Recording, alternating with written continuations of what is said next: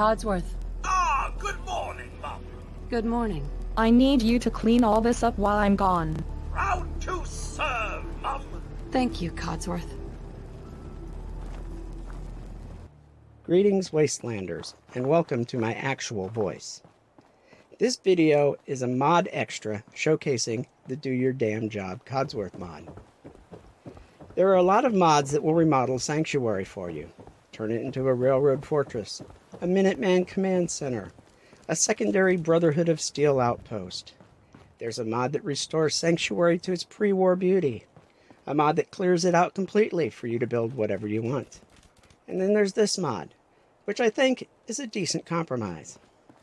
Imagine that instead of moaning about getting fallout out of vinyl wood and polishing rust, Codsworth just set about trying to keep the neighborhood in as good a shape as possible for his humans' return. The buildings have aged. The fallout has taken out most of the vinyl wood flooring. The metal siding panels on the houses have rusted here and there, but he's managed to mostly keep things in one piece. Some of the houses have been looted by nearby scabbers, but several still contain furniture and fixtures ready to be moved into when the families return from the vault. Is it perfect? No, it's a compromise. Some of the roofs don't match up quite right.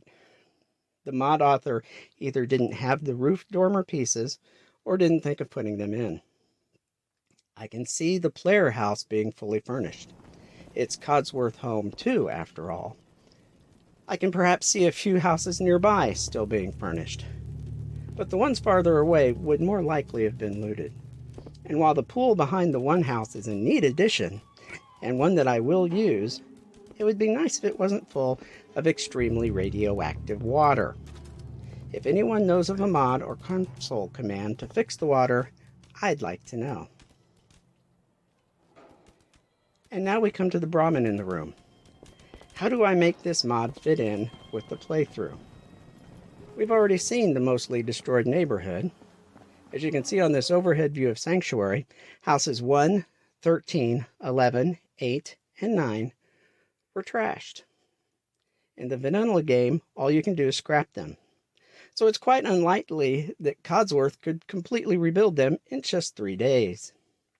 And the remaining houses are in pretty sad shape as well. So how do we explain it?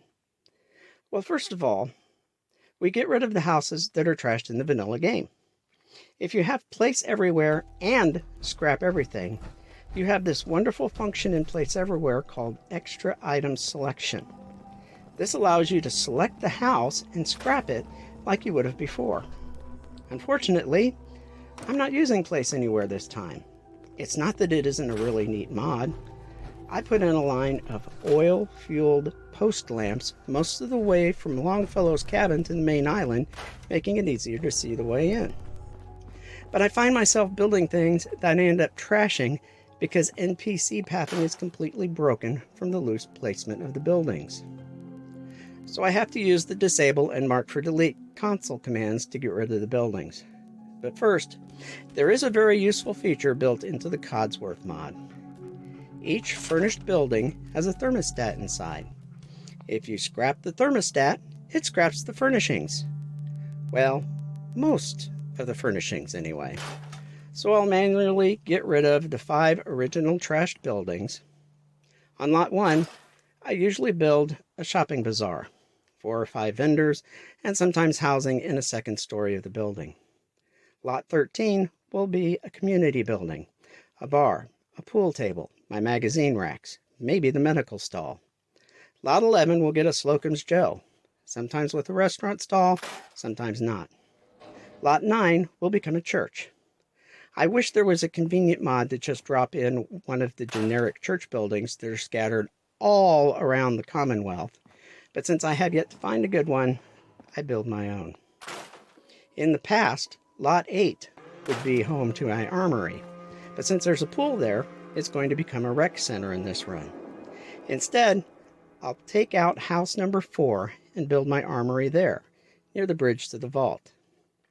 Finally, I will take out house number 6 so I can use the larger lot to build some Sims settlement house plots. I usually pick some of the nicer house plans and assign my vendors to them. By doing this, I can also say that Codsworth took down some of the houses he couldn't do much with so he could have material to fix the ones he could work with. It still leaves 6 houses to do something with. Usually, I will use House 14 as a welcome center, complete with a post office and tax collector stations, and beds and a kitchen for the settlers to use as their own house. Between Lot 14 and 13, I will build a cabin for Mama Murphy. I got the idea from another YouTuber, though I can't remember who right now, but it seems like a good idea. Her chair, a bed, a small kitchen, and a table, just right for a little old lady and maybe a cat. 2 or 3 will end up becoming my school once I load the Orphans of the Commonwealth mod.